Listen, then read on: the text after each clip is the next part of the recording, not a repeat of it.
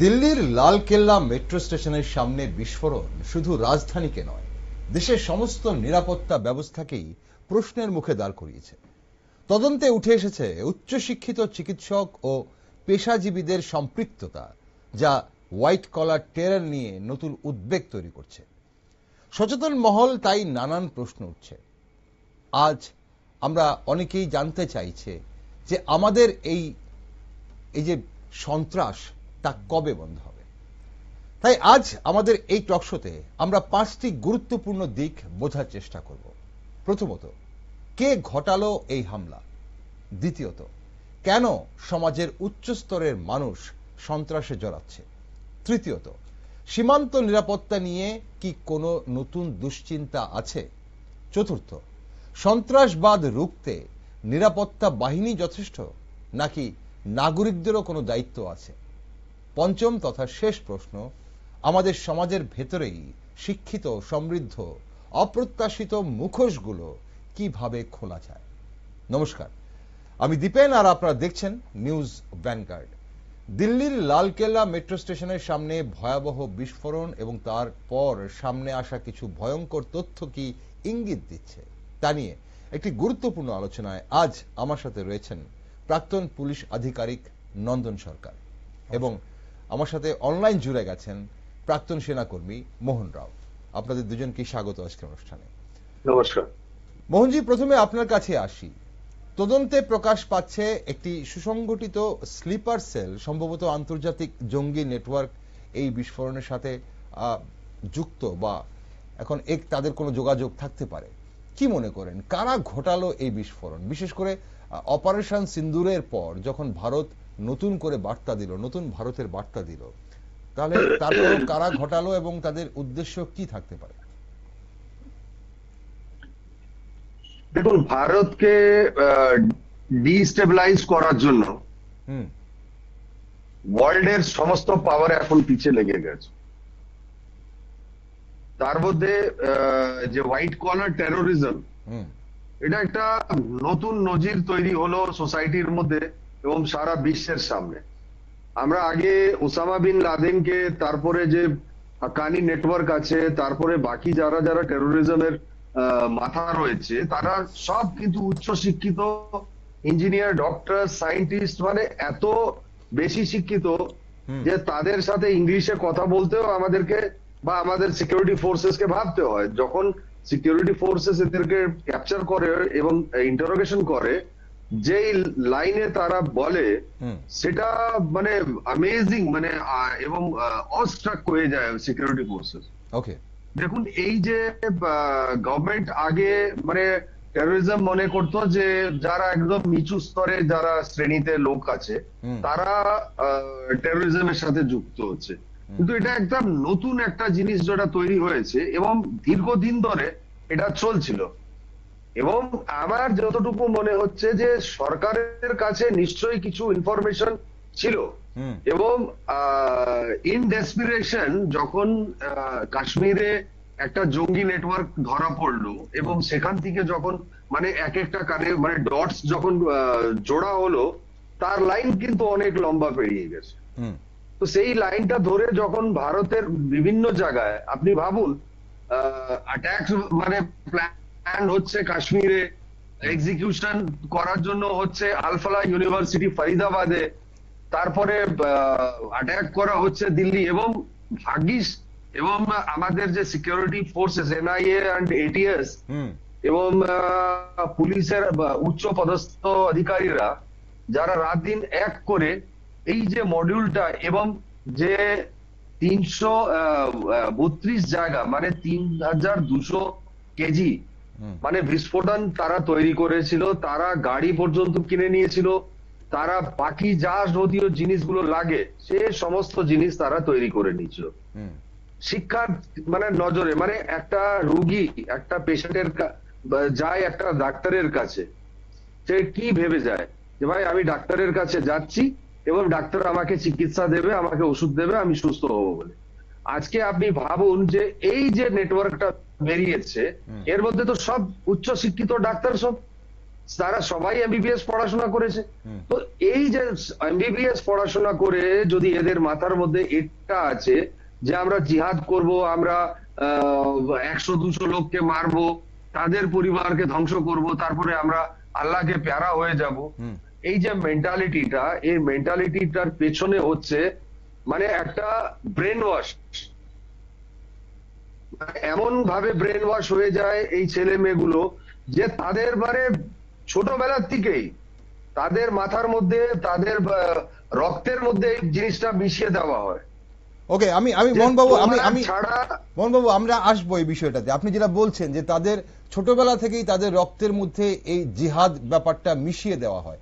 এখন প্রশ্ন হচ্ছে কাদের, যারা এই দেশে অর্থাৎ আমার দেশে জন্মগ্রহণ করলো, যারা অন্য ধর্মের হতে পারে, যে কোনো ধর্মেরই হতে পারে, যারা আমার দেশে জন্মগ্রহণ করলো, তাদের শিক্ষা ব্যবস্থার মধ্যে এত বড় ফাঁক বা ফাটল কি করে এখনো থেকে যাচ্ছে, আমরা সেই বিষয়টা নিয়ে আলোচনা করব। আমাদের সঙ্গে নন্দনবাবু রয়েছে। নন্দনবাবু, এখানে কারা ঘটালো ইঙ্গিত যেটা হচ্ছে যে যারা পাকিস্তানি মদতপুষ্ট জঙ্গি সংগঠনগুলো, তাদেরই হয়তো কাজ এখানে, এবং পাশাপাশি বাংলাদেশের সঙ্গে বাংলাদেশের মাটি ব্যবহার করে এখানে এই ঘাঁটি গেড়েছে যারা আইএসআই এরা, তাদেরও কোনো হাত থাকতে পারে এমনটা। এটা অবশ্যই তদন্ত সাপেক্ষ ব্যাপার। কি মনে করেন? আর সবচেয়ে বড় কথা হচ্ছে তদন্তকারীরা বলছে যে এটি শুধুমাত্র একজন ব্যক্তি বা স্বাধীন হামলা নয়, এটা একটা স্লিপার সেল বা গোপন সন্ত্রাসী নেটওয়ার্ক হতে পারে, যার আইডিয়া, পরিচালনা ও অর্থায়ন মানে অর্থের যোগান উচ্চশিক্ষিত পেশাদার মহল থেকে এসেছে। এখন প্রশ্ন হচ্ছে যে সমাজের উচ্চ স্তরের মানুষ সন্ত্রাসে জড়াচ্ছে কেন? এটা কি শিক্ষিত শ্রেণীর অভ্যন্তরে বাড়তে থাকা র্যাডিক্যালাইজেশনের লক্ষণ, নাকি মানে অন্য কিছু?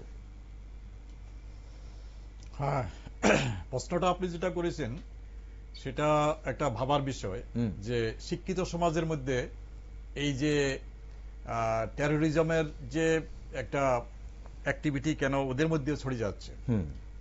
তো এখন ভারত বা পাকিস্তান যেটা সৃষ্টি হয়েছিল 1947-এ, সেটা কিন্তু হয়েছিল ধর্মের ভিত্তিতে। জন্মের পর থেকে কিন্তু পাকিস্তানের যে ডিপ স্টেট এবং পাকিস্তানের যে ফরেন পলিসি, সেটাতে কিন্তু অ্যান্টি ইন্ডিয়া একটা জিনিস ওরা সবসময় মেনটেন করে আসতো। অর্থাৎ পাকিস্তান কখনোই কিন্তু ভারতকে সেই একটা ধর্মনিরপেক্ষ রাষ্ট্র হিসাবে দেখেনি, সবসময় ভাবতো এটা একটা হিন্দু রাষ্ট্র। অর্থাৎ পাকিস্তানের মুসলিম জনসংখ্যা থেকে আমাদের মুসলিম জনসংখ্যা বেশি, তারপরে কিন্তু পাকিস্তানের কাছে ইন্ডিয়া হলো একটা কাফেরদের দেশ, বা এটা একটা আমাদের শত্রু দেশ, বা এটা একটা হিন্দুদের দেশ।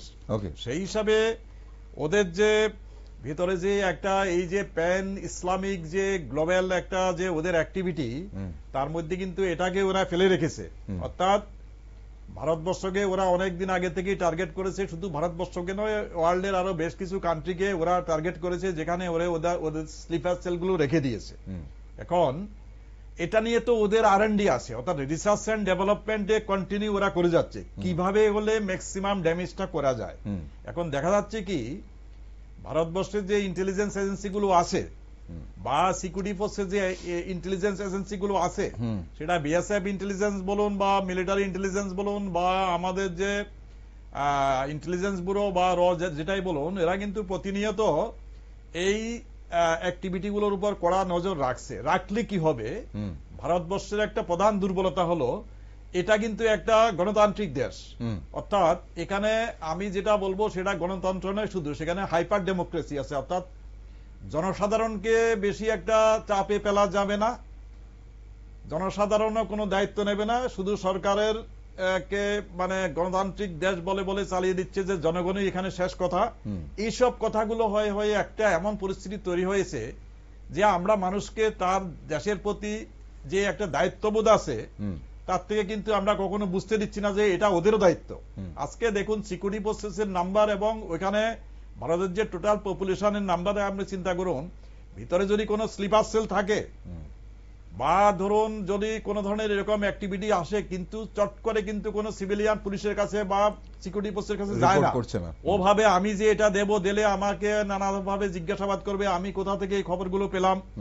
তো এইসব ঝামেলাতে যেতে চায় না। তার ফলে কি হয়, শুধুমাত্র একা সিকিউরিটি ফোর্সেস বা ইন্টেলিজেন্স এজেন্সিগুলোর উপর নির্ভর করে আমাদের ভারতবর্ষ কিন্তু এসব অ্যাক্টিভিটি গুলো চালিয়ে যাচ্ছে। কোন একটা ইনসিডেন্ট হলে এনআইএ এটা নিয়ে তদন্ত করে, এনআইএ তার নির্দিষ্ট একটা ধারা আছে বা ওদের একটা ইন্টেলিজেন্স সেটআপ আছে কে কোথায়, কিন্তু নতুন যখন কোন ধরনের ট্যাকটিক্স ওরা নেয়, নতুন স্ট্র্যাটেজি নেয়, এই যে এক্সট্রিমিস্ট যে পাকিস্তান বেস যে সন্ত্রাসবাদী দলগুলো বা ওদের যে স্লিপার সেলগুলো এখানে অ্যাক্টিভ আছে, সেগুলো কিন্তু নিরন্তর কাজ চালিয়ে ট্যাকটিক্স চেঞ্জ করছে।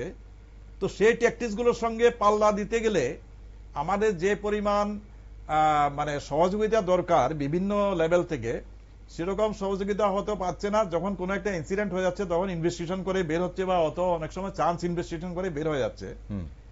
আপনি দেখুন এই যে বাংলাদেশ, সেখানে এখন পুরোপুরি প্রো পাকিস্তানি হাওয়া বাংলাদেশে। ওকে, না আমি আসবো নন্দনবাবু, এই যে ইয়েটাতে আপনি বাংলাদেশের কথা বলছেন, সীমান্তবর্তী বিষয়গুলো পাকিস্তান হোক বা বাংলাদেশ হোক, আমি সেই বিষয়টাতে আসবো, কিন্তু আগে যে বিষয়টা বোঝার প্রয়োজন রয়েছে, আমি একটু আবার মোহনবাবুর কাছে যেতে চাইবো। মোহনবাবু, এই যে আপনি যেটা বলছিলেন যে ডাক্তারের কাছে যাবে রোগী সুস্থ হওয়ার জন্য, এখন ডাক্তার যদি এসব কাজে জড়িয়ে পড়ে, এখন প্রশ্ন হচ্ছে যে শিক্ষা প্রতিষ্ঠান, পেশাজীবী ক্ষেত্র বা সামাজিক পরিসরে চরমপন্থা এভাবে মানে কেন ঢুকে পড়ছে? মানে এটা কি আমাদের দেশের অভ্যন্তরীণ কোনো জায়গাতে কোনো সমস্যা হচ্ছে, নাকি শুধুই মাত্র বিদেশি শক্তি বা অদৃশ্য শক্তির ভারতবর্ষকে, মানে ভারতবর্ষ যে একটা স্থির পরিবেশ রয়েছে সেটাকে অস্থির করার জন্য তার চেষ্টা?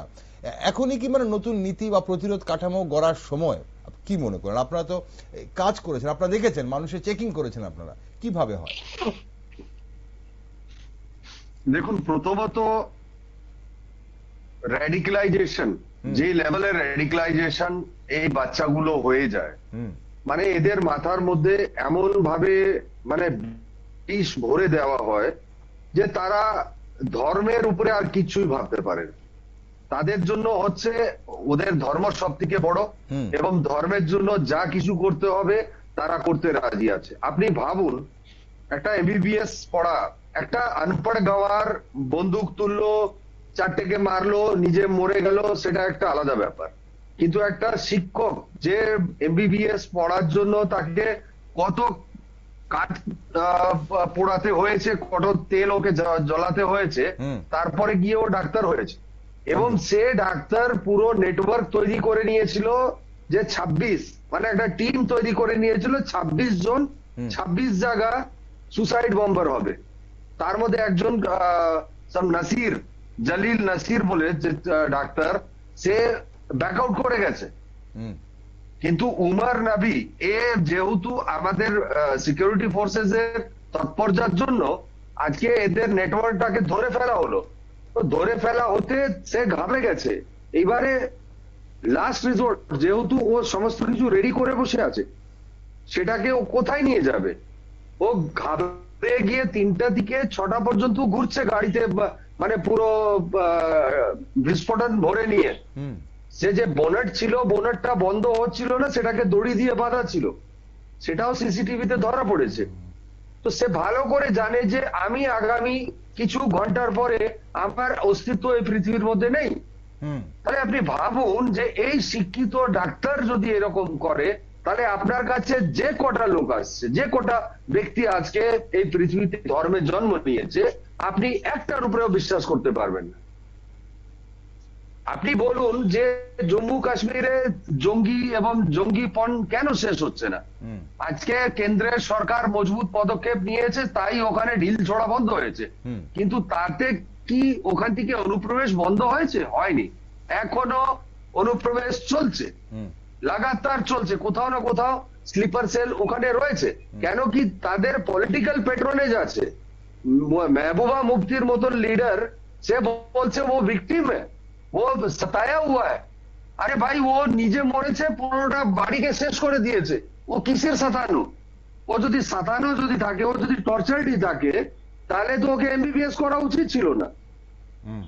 এমবিবিএস করে আজকেও যদি আমরা খতিয়ে দেখি, হয়তো এদের হাত দিয়ে যদি ওরা সার্জন হয়ে থাকে, বা এরা গাইনোকোলজিস্ট হয়ে থাকে, বা এরা অ্যানাস্থেটিস্ট হয়ে থাকে, যেখানে কাঁচি ছুরি এইগুলো চালানোর জায়গা, তাহলে এরা অবভিয়াসলি যারা হিন্দু আছে তাদেরকে এরা ড্যামেজও করেছে কোনো না কোনো ভাবে। এইগুলো আমরা বিগতে জানতে পেরেছি, যেখানে খবরে এই ন্যারেটিভস গুলোকে মানে এই সত্যি বার্তাগুলোকে এদের এত স্ট্রং নেটওয়ার্ক আছে।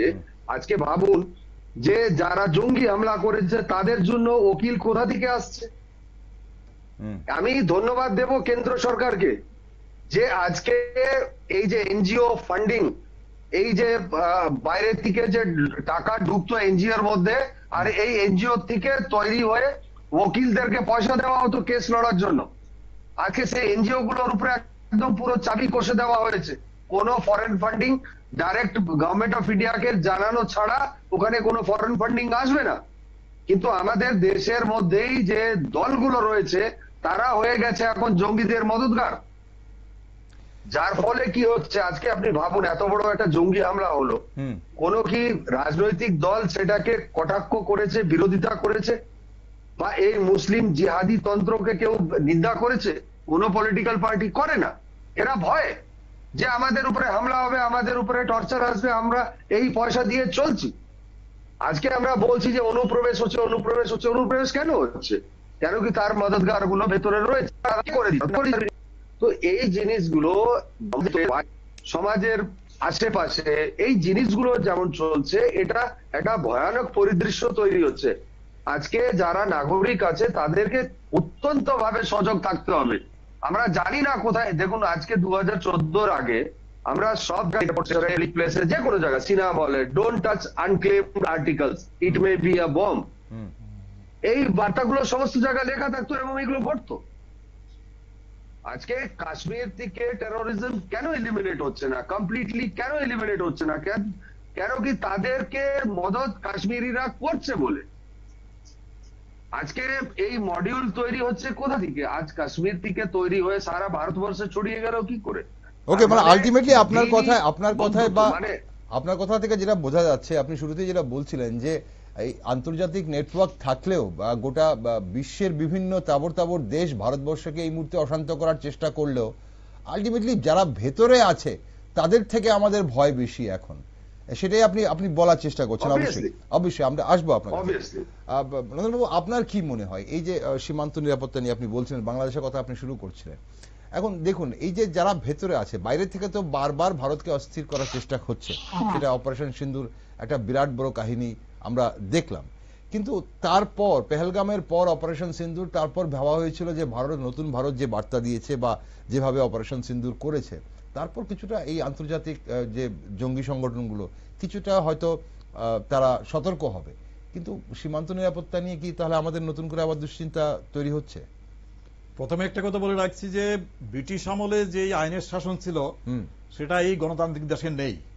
রাজনৈতিক দলগুলো তার ভোটের মানে ভোটের যে ভোট নষ্ট হয়ে যাবে সেটা ভেবে কিন্তু বিশেষ একটা ধর্মীয় লোকদের মানে প্রশ্রয় দিচ্ছে, সেটা কিন্তু সবাই জানে, কিন্তু কেউ মুখে বলছে না।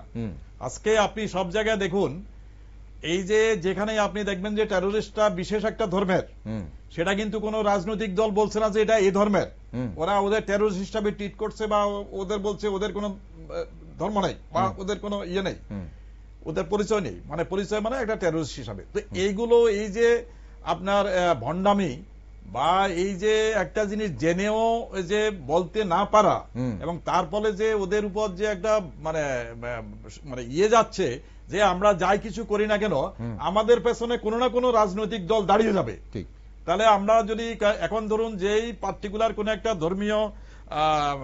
ধর্মের লোকের যখন বড় বড় ধরনের এই যে গ্রামগুলো থাকে বা শহরের বিস্তীর্ণ এলাকার যুগে দেখবেন যে একই ধর্মের লোক থাকে, এখন কোন ক্রিমিনাল যখন বড় ধরনের ক্রাইম করে ওইসব এলাকায় ঢুকে যায়, লোকাল পুলিশ কিন্তু ওখানে ঢুকে না, লোকাল পুলিশ ভয় পায়। আপনি কলকাতার রাজাবাজার দেখুন, রাজাবাজার, মেটিয়াবুরুজ, ওয়াটগঞ্জের সমস্তলে দেখুন, অনেক বছর আগে 1983-তে একজন ডেপুটি কমিশনার ওখানে গিয়েছিল, ওনাকে মেরে ফেলা হয়েছিল ডেপুটি কমিশনারকে। তো এই যে মহল্লাগুলো তৈরি হয়ে গেছে, যে মহল্লার ভিতরে কি হচ্ছে সেটা পুলিশের ইন্টেলিজেন্স কাউরেরই জানা নেই, এখানে ভিতরে কি হচ্ছে, কারা এখানে আসছে, কি কি ধরনের প্ল্যানিং হচ্ছে।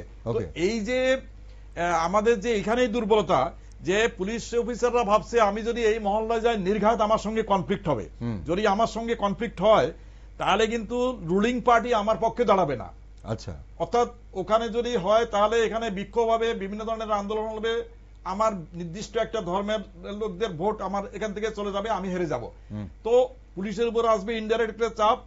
সেই কারণে পুলিশ কি হয়, সবসময় একটা দুর্বলতায় ভুগে যে না ওখানে গেছে এখানে যাব না, বা ওখানে ডিটেইলস যে ডিপ ইনভেস্টিগেশন যে করার ব্যাপার আছে সেটা ওরা করতে পারে না। তো সেই কারণে আপনি সীমান্তের কথা যেটা বলছেন, দেখুন বর্ডার সিকিউরিটি ফোর্স আছে সীমান্তে, পাকিস্তানে বা এখানে আছে, এখানে বিভিন্ন আছে, এখানে আসাম রাইফেলস আছে ওখানে বা নেপাল দিয়ে। কিন্তু এরা কি করছে, ধরুন অনুপ্রবেশটা যদি পাকিস্তান বর্ডার দিয়ে সম্ভব না হয়, তারা নেপাল দিয়ে ঢুকে যাচ্ছে। অনুপ্রবেশ যদি না হয় তারা অন্য বর্ডার দিয়ে। অর্থাৎ এই লোকগুলোকে আমি প্রথমেই বলেছি, এদের একটা আইডিওলজি হলো রিলিজিয়াস আইডিওলজি, যে প্যান ইসলামিক একটা গ্লোবাল একটা ওদের যে সারা পৃথিবী আমাদের দখলে চলে আসবে। এবং ইন্ডিয়া হলো মেইন টার্গেট, যাকে ওরা খোরাসান নাম দিয়েছে, যে এখানে আমাদের একদিন আমাদের যে খলিফা বা আমাদের রাজত্ব এখানে হবে। সেখানে কনস্ট্যান্ট ফান্ডিং, কনস্ট্যান্ট সেখানে নতুন নতুন জিহাদি তৈরি করা। এবং জিহাদিগুলো আপনারা যেটা ভাবছেন সেরকম নয়। এই যে ডাক্তাররা যারা এখানে ইনভলভ হয়েছে, এখানে ধরুন হয়তো 50-60% ডাক্তার নিজেরাই হয়তো একটা মানে ধর্মীয় একটা ভাবাবেগে উদ্বুদ্ধ হয় হয়তো এই পথে নেমেছে। কিন্তু কিছু কিছু ক্ষেত্রে আমরা দেখেছি আগে যখন জিজ্ঞাসাবাদ করতাম, যে এইসব যে যারা এই যে জিহাদি হয় বা যারা ফিদায়েন হয়, এদের অনেককে জোর করে করা হয়। আচ্ছা, ধরুন পাখতুনিস্তান বা ধরুন ওয়াজিরিস্তানে কোনো একটা ফ্যামিলিতে 3টা ছেলে আছে, ওকে, খুবই গরিব, গিয়ে বললো আপকা ইধারে আল্লাহ কা নাম মেয়ে দে দিজিয়ে। আচ্ছা, তো আপনাকে কত দিব? 4 লক্ষ টাকা দেবে। ওদের কাছে 4 লক্ষ টাকা, ওরা কোনদিন 10,000 টাকা একসঙ্গে দেখেনি। আচ্ছা, তখন বললো ঠিক আছে তুই আল্লাহর নামে চলে যা। তো ও ভাবে তখন যে 3 ভাইয়ের মধ্যে কেন আমাকে দিল, আর বাকি 2 ভাইকে তো মা বাবা আদর করে রেখে দিল, কিন্তু আমাকে দিয়ে দিল, উৎসর্গ করে দিল। ওর ভিতরে একটা ক্ষোভ আসবে যে আমার আর বেঁচে থেকে লাভ নেই, আমি মরবো আর আমি মরে যাব। তো এভাবে কিছু লোককে বাধ্য করা হচ্ছে এই সুপার স্ট্রাকচারে আসতে, অর্থাৎ ওদের যে টার্গেট সেটা করার জন্য। এবং এদের যেটা আমি বললাম যে কন্টিনিউ একটা রিসার্চ চলছে ওখানে, যে কিভাবে ড্যামেজ করা যায়, কোন প্র্যাকটিস করলে সিকিউরিটি ফোর্সের ধুলো দেওয়া যায়, ওদের যে প্রচলিত যে ইনভেস্টিগেশন কিভাবে ইয়ে করা যায়। তো সেগুলো নিয়ে চলছে। সেগুলো আমাদের দেশের জনগণ সচেতন নয়, রাজনৈতিক দলগুলো কিছু বলতে চায় না। অনেকেই এসব টেরোরিস্টদের উপর একটা লেনিয়ান্ট ভিউ নেয়, যে আচ্ছা ঠিক আছে করছে, কিন্তু বেশি বলে না। আপনি দেখুন ডাবল স্ট্যান্ডার্ড বিভিন্ন রাজনৈতিক দলের আছে, ওরা বিভিন্ন সময় দেখবেন যে ওদের স্ট্যান্ড পাল্টায়। তার ফলে কি হয়, যারা রিয়েলি কাজটা করবে, পুলিশ, সিকিউরিটি ফোর্সেস বা আর্ম ফোর্সেস, এরা কিন্তু অনেকটাই দুর্বল হয়ে যায়। যে এখানে করতে গেলে তো একটা বড় ধরনের যদি কোনো ইনসিডেন্ট, তাহলে তো হয়তো আমাদের উপর একটা দমনমূলক আসবে, ট্রান্সফার করে দেবে, ইয়ে করে দেবে। সে কারণে ডিপ যে ফ্রিলি যেটা ব্রিটিশ আমলে হতো, ব্রিটিশ আমলে কয়টা পুলিশ ছিল, কয়টা আর্মি ছিল, ক্রাইম করে কেউ রেহাই পায়নি, ক্রাইম করে একজনের রেহাই পায়নি। ওদের সময় মানে ওরা যখন তদন্ত করতো বা কি করতো, ওখানে কোনো রাজনৈতিক দল কিন্তু ইন্টারফিয়ার করতো না, হস্তক্ষেপ। সেই কারণে ওরা যেটা ভাবতো, ওদের নিজস্ব বুদ্ধিতে ওরা কাজ করতো। এবং এই করাতে তখন একটা রুল অফ ল ছিল, অর্থাৎ আইনের অনুশাসন ছিল তখন। কিন্তু এখন কি হচ্ছে, ডেমোক্রেটিক কান্ট্রিতে আপনি মানে ধরতে পারবেন না, ধরলে বলবে এই উনি তো করেননি, আপনার কাছে কি প্রমাণ আছে, নানা ধরনের প্রশ্ন, যেটা আমরা পুলিশে দেখেছি। তো সেগুলো হতে হতে একটা সময় আসে যে যখন পুলিশ তখন কি করে, যে ইনসিডেন্ট হয়ে গেলেই তারপরে তার উপর অ্যাকশন নেয়। ইনসিডেন্টের আগে যে এই যে খোঁজ খবর নেওয়া, সেটা হয়তো ইন্টেলিজেন্স কিন্তু সেরকম ভাবে নিতে পারে না, বিকজ অফ সার্টেন ওই যে indulgence of the political party. নিজেই বলবো এটা। ওকে, পলিটিক্যাল পার্টির প্রেসারে জন্য পুলিশ সঠিকভাবে কাজ করতে পারে, এই কথাটা আপনি আগেও বহুবার বলেছেন অবশ্যই। আর মোহনজি, এই যে আপনার কি মনে হয়, এই যে আন্তর্জাতিক জঙ্গি নেটওয়ার্কের সম্ভাব্য যোগসূত্র, তার সঙ্গে পার্শ্ববর্তী দেশের রাজনৈতিক যে অস্থিরতা, শুধু আমাদের দিকে, উত্তর পূর্ব ভারতের দিকে নয়, বাংলাদেশের দিকে নয়, পাকিস্তানে বরাবরই রাজনৈতিক অস্থিরতা, এখন ভারতের পূর্ব ও উত্তর মানে পশ্চিম সীমান্তে মানে আরো কঠোর নজরদারির প্রয়োজনটা কি আছে বলে মনে করেন, নাকি সীমান্তে নজরদারি দিয়ে আদৌ কোনো মানে লাভ নেই, যতক্ষণ না আমার ভেতরের এই যে স্লিপার সেল বলুন বা যারা মুখোশধারী বলুন, তাদেরকে যদি একটা জায়গায় না আনা যায়?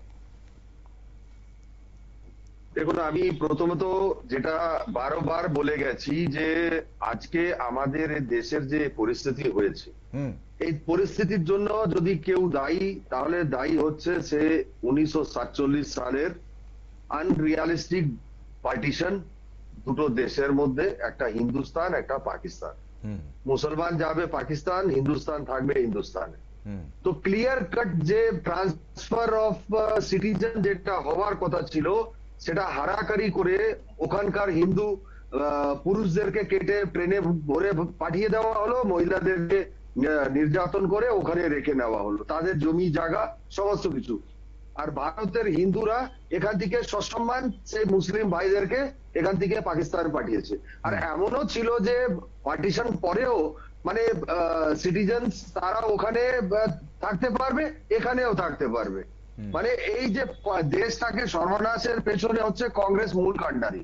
কংগ্রেস পার্টি আজও ভারতকে সর্বনাশ করার পেছনে সব থেকে এগিয়ে চলে যাচ্ছে। তো সেকেন্ড হচ্ছে প্রশাসন যদি মজবুত থাকে, কোন রাজনৈতিক দল বা কোন সরকার যদি মজবুত থাকে, তাহলে সেখানে সন্ত্রাস বা সন্ত্রাসবাদী মাথা তুলতে পারে না। সেটা প্রমাণ করে দিল আসামের বিশ্ব শর্মাজি, হেমন্ত বিশ্ব শর্মা, আর ইউপিতে আপনার যোগী আদিত্যনাথ, এবং উত্তরাখণ্ডে আপনার ধামিজি।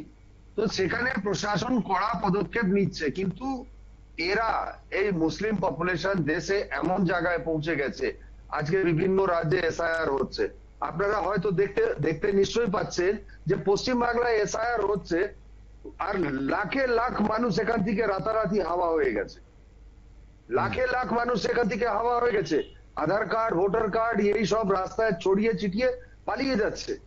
তারা কারা ছিল এতদিন ভারতের মধ্যে? তারা সমস্ত কিছু করেছে, তাদেরকে পশ্চিমবাংলা সরকার পুলিশের চাকরি পর্যন্ত দিয়ে দিয়েছে, তাদেরকে লক্ষ্মী ভান্ডার দিচ্ছে, তাদেরকে প্রধানমন্ত্রী যে 5 কেজির অন্ন, সে অন্নটা পর্যন্ত দেওয়া হচ্ছে।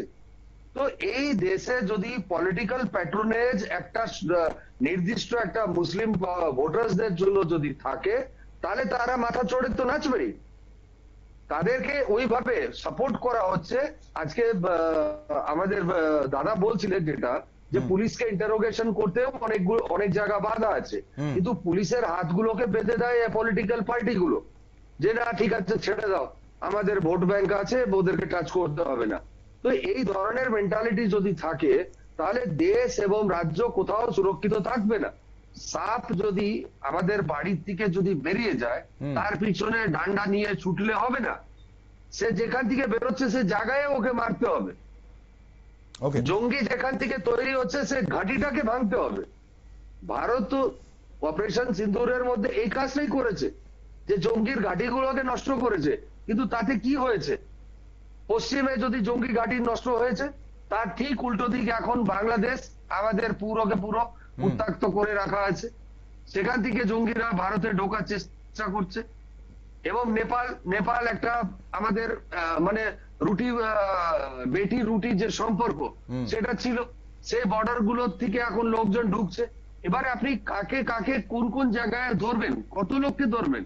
আপনি যদি বেশি ইন্টারোগেট করবেন, বেশি ধরাধরি করলে মানুষের ক্ষিপ্ততা বাড়বে, পাবলিক আউটরেজ হবে পুলিশের উপরে, প্রশাসনের উপরে। তো এই জিনিসগুলোকে করার জন্যই সমস্ত কিছু ব্যবস্থা করে রেখে দিয়েছে ভারতে। কেন প্রকারণে ভারতে অস্থিরতা তৈরি করতে হবে, ভারতের সরকারকে ডিস্টার্ব করতে হবে, এটা ইন্টারন্যাশনাল স্ট্র্যাটেজি। আর ওই স্ট্র্যাটেজির মধ্যেই আজকে জঙ্গির হামলা, ভেতরে ঢুকে সমস্ত কিছু। এবং অবশ্যই আপনি যারা বাইরের, তো অবশ্যই বিদেশি শক্তি স্ট্র্যাটেজি ভারতকে অস্থির করার, কিন্তু ভারতের ভেতরে যে পলিটিক্যাল পার্টিরা যেভাবে আপনারা যেটা বলছেন, যে ভারতের ভেতরে পলিটিক্যাল পার্টিরা যদি এইভাবে প্যাট্রোনেজ করে, তাহলে কিভাবে এই সন্ত্রাস বন্ধ হবে? না, এটা বন্ধ করতে গেলে আপনাকে আমাদের দেশে সমস্ত নাগরিক বৃন্দকে একদম একজুট হতে হবে। এবং যে কোনো জায়গায় দেখুন, আপনাকে যদি পৃথিবীতে একটা দেশের মধ্যে বেঁচে থাকার জন্য ইসরায়েলকে দেখে আপনাকে নজির হিসাবে চলতে হবে। আজ ইসরায়েল সারা দুনিয়াকে দেখিয়ে দিয়েছে যে আমি কারো কথা শুনবো না, কারো কথাকে পাত্তা দেব না। সে তার লড়াই লড়ছে, তো অস্তিত্বকে বাঁচানোর জন্য সে 96 লক্ষ মানুষ, তারা চারিদিক থেকে মুসলিম কান্ট্রি দিয়ে ঘেরা দেশ যতগুলো আছে, তাদের সাথে ইসরায়েল একা লড়ছে। তো তার প্রত্যেকটা নাগরিক, কিন্তু এখন ওখানেও সেকুলারিজম ঢুকে গেছিল, তারাও সেই যন্ত্রণা ভুলে গেছে। যখন মানে ইসরায়েলি জেহুদিদের যে ম্যাসাকার হয়েছিল ওয়ার্ল্ড ওয়ার 2 এবং তার পরবর্তীকালে যে ম্যাসাকার, সেই জেনারেশনটা ভুলে গেছিল। কিন্তু সেই জেনারেশন, এখন যে জেনারেশন হয়েছে, তাদের চোখের সামনে ইসলামিক জিহাদি যে ফান্ডামেন্টালিস্ট গুলো, তারা দেখিয়ে দিয়েছে যে তারা কত নৃশংস, তারা কত ভয়ঙ্কর। ওকে, এখানে অবশ্যই এখান থেকে নাগরিক সমাজের কি ভূমিকা আছে সে বিষয়টা আমাদের একটু আলোচনা করা প্রয়োজন, কারণ আসবো আমি আপনার কাছে আরেকবার এই বিষয়টা নিয়ে। নন্দনবাবু, এই যে এটা ঠিক যে নাগরিক সমাজও আজ প্রশ্নের মুখে আছে, কারণ আপনিও যেটা বলছিলেন, মোহনবাবু যেটা বলছিল যে আমরা শুধু নিরাপত্তা বাহিনী যারা রয়েছে, বিএসএফ বা পুলিশ বা অন্যান্য যারা নিরাপত্তা বাহিনী রয়েছে, ইন্টেলিজেন্সের উপর আমরা ভর করছি, কিন্তু ইন্টেলিজেন্স কার উপর নির্ভর করছে? মানুষের উপর। আপনি বলছিলেন যে এত মানুষ, ভারতবর্ষের এই পপুলেশন 140 কোটি পপুলেশন, কত নিরাপত্তা বাহিনী আছে? তো এটা ঠিক যে নাগরিক সমাজও আজ প্রশ্নের মুখে, কিন্তু সন্ত্রাস প্রতিরোধে কি শুধু নিরাপত্তা বাহিনীর কাজ, নাকি নাগরিকদের সতর্কতা, সন্দেহজনক গতিবিধি রিপোর্ট করা, গুজব নিয়ন্ত্রণ, এগুলো যথেষ্ট হচ্ছে ভারতবর্ষে? এই যে দ্বিতীয়টা যেটা বললেন আপনি, সেটা আমাদের খুবই অভাব আছে।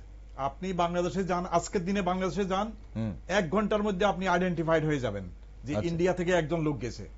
গ্রামের লোকেরাই আপনাকে ধরিয়ে দেবে।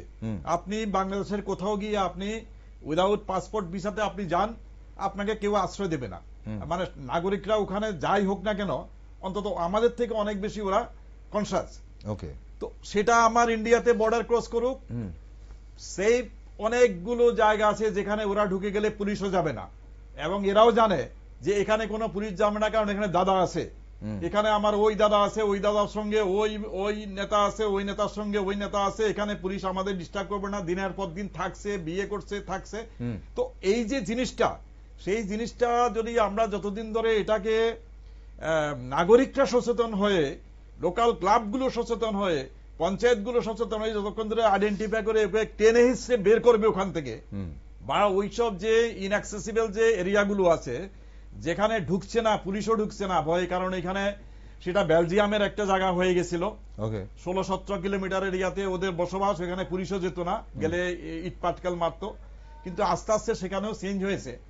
তো এই যে আমরা যে সেকুলারিজম নিয়ে কথা বলি, এবং সেটা নিয়ে কথা বলতে গিয়ে আমরা অনেক সময় ইমোশনাল হয়ে যাই, কিন্তু তার যে পরিণতি কি ভয়ঙ্কর, সেটা কিন্তু আপনারা আগামী দিনে হয়তো আমরা অনেক বেশি আরো এটা বিটার একটা এক্সপিরিয়েন্স হতে পারে ইন্ডিয়াতে, কারণ এখানে যে পপুলেশন আছে এদের কিন্তু আপনি অন্তত 90% এর মধ্যে একটা কিন্তু ওদের রিলিজিয়াস যে একটা সেন্টিমেন্ট আছে, কিন্তু যেটা আমাদের মধ্যে নেই।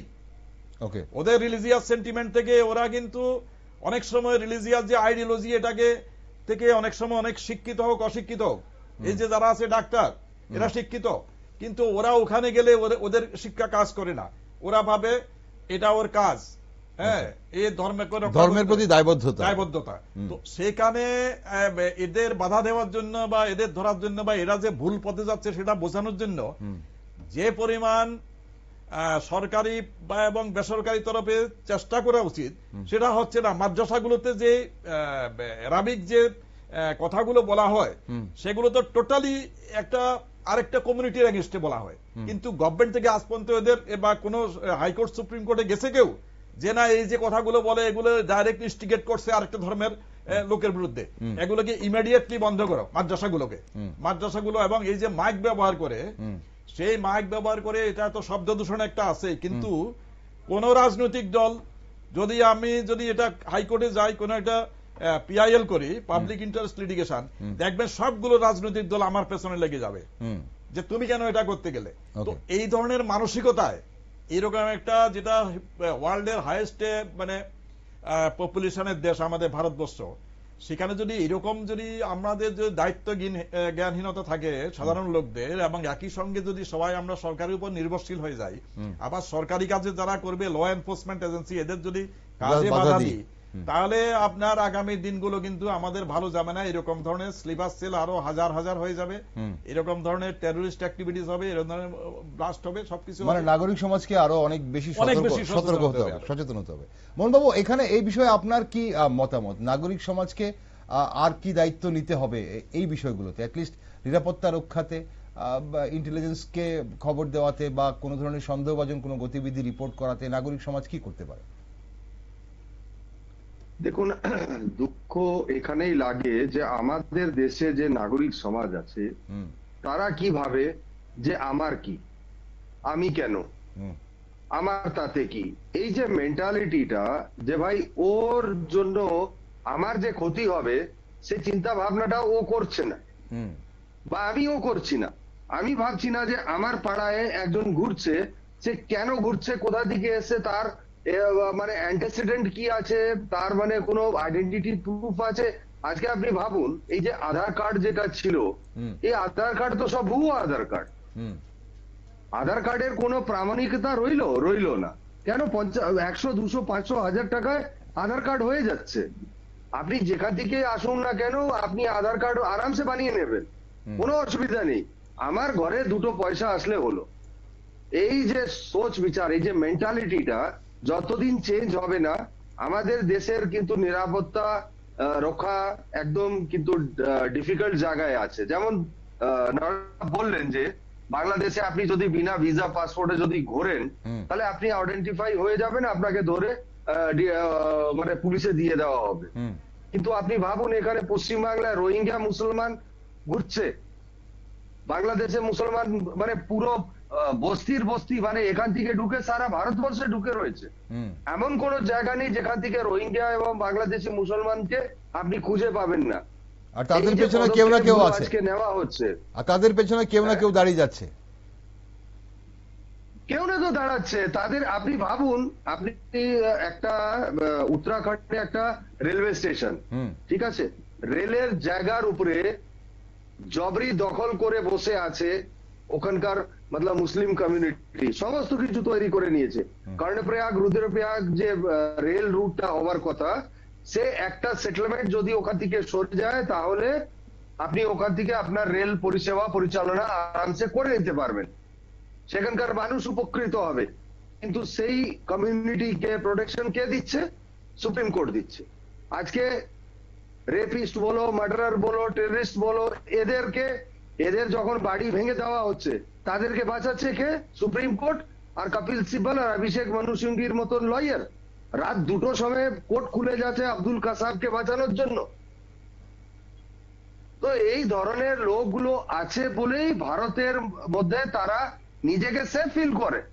আপনি ভাবুন, যারা ভারতকে গালাগালি আজকে দিচ্ছে, রাহাত ফতে আলী খান বা পাকিস্তানি সিঙ্গাররা, পাকিস্তানি অ্যাক্টররা এখানে এসেছে টুরিস্ট ভিসায়, এখানে সিনেমা মুভিতে কাজ করে যাচ্ছে, তারা এখানকার হিন্দু মেয়েদের সাথে ভালোবাসা করে বিয়ে করে নিচ্ছে, তাদেরকে কনভার্ট করে নিচ্ছে।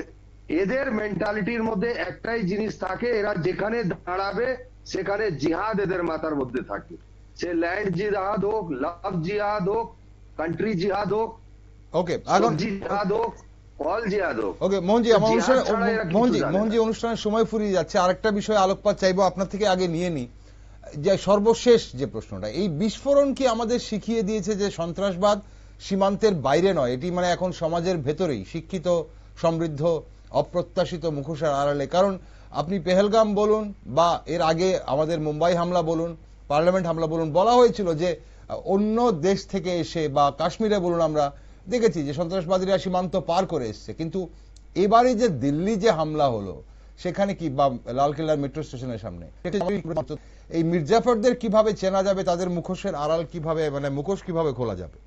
ছোট্ট করে, অনুষ্ঠানের সময় খুব বেশি নেই। দেখুন, আইডেন্টিফাই করা খুব ডিফিকাল্ট আছে। কেন কি, এই যে হোয়াইট কলার টেরোরিজম যেটা নতুন ডেফিনেশন হয়েছে, আগে কি হতো, সেকুলার বলে একটা গ্যাং ছিল, সেই গ্যাংটা অপারেট করতো যে কোনো জায়গা, যেমন একটা আছে যাদব আছে, হ্যাঁ, সে এসে দাঁড়িয়ে গেছে, এসআইআর হতে দেবে না, এসআইআর কেন হচ্ছে এই প্রশ্ন নিয়ে তারা এসে দাঁড়িয়ে গেছে। তো এই যে লোকগুলো সিস্টেমের মধ্যে, সিস্টেমটাকে কিভাবে ম্যানিপুলেট করা যায় তারা ভালো করে জানে, এবং আইনের মধ্যে এত ফাঁক আছে যে যেখান থেকেও তারা পারে বেরিয়ে যায়।